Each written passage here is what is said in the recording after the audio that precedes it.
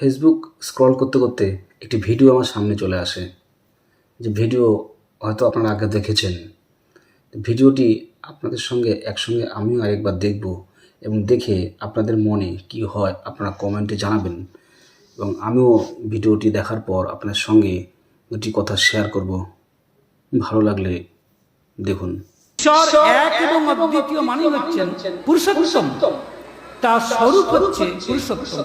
এই কথা বলার অর্থ এই যে ঠাকুর অনুকূলচন্দ্র কে, তার স্বরূপ কি আপনারা জেনে যান। আমি এখানে দৃঢ় কণ্ঠে বলছি, আমি যেটুকু ভগবদ গীতা পড়েছি, যেটুকু ঠাকুরের আলোচনা প্রসঙ্গে পড়েছি, তাতে কিন্তু দায়িত্ব নিয়ে বলছি। দায়িত্ব নিয়ে হয়তো সংস্কারে অনেকের লাগতে পারে, কিন্তু তবু জেনে রাখুন, জানান ব্রহ্মা বিষ্ণু মহেশ্বর, শিব কালী দুর্গা এরা কিন্তু কেউই ভগবান নন, কেউই ঈশ্বর নন। ঈশ্বর একমাত্র পুরুষোত্তম। সুতরাং জেনে যান শ্রী শ্রী ও ঠাকুর অনুকূলচন্দ্র এদেরকে সৃষ্টি করেছেন, মানে শ্রী শ্রী ঠাকুর অনুকূলচন্দ্র এদেরকে সৃষ্টি করেছেন।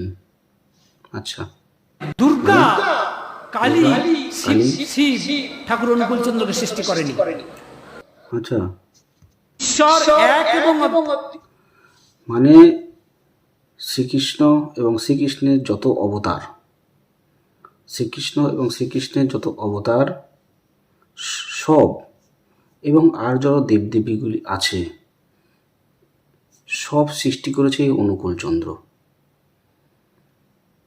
শ্রীকৃষ্ণ নিজে ধরাধামে এসছেন মনুষ্য দেহ নিয়ে, এবং আরও যে শ্রীকৃষ্ণের যে 10 অবতার এবং আরও দেবদেবীগণ, আরও ঋষিমণিগণ, তাদেরকে নিয়ে সারা পৃথিবীর সমস্ত বড় বড় বিশ্ববিদ্যালয়ে রিসার্চ হচ্ছে, হিন্দু মাইথোলজি নিয়ে রিসার্চ হচ্ছে।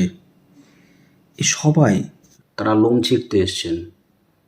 আমরা সারা পৃথিবীতে রিসার্চ হচ্ছে সব বিষয় নিয়ে, হিন্দু মাইথোলজি নিয়ে, তারা লোম ছিঁড়তে এসছেন।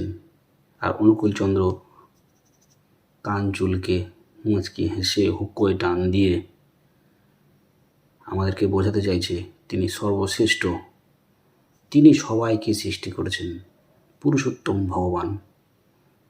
কি সুন্দর কথা তোমার, জগতে কি সুন্দর কথা তুমি ছড়াচ্ছ ভক্তদের দিয়ে। বাহ, বলিহারি।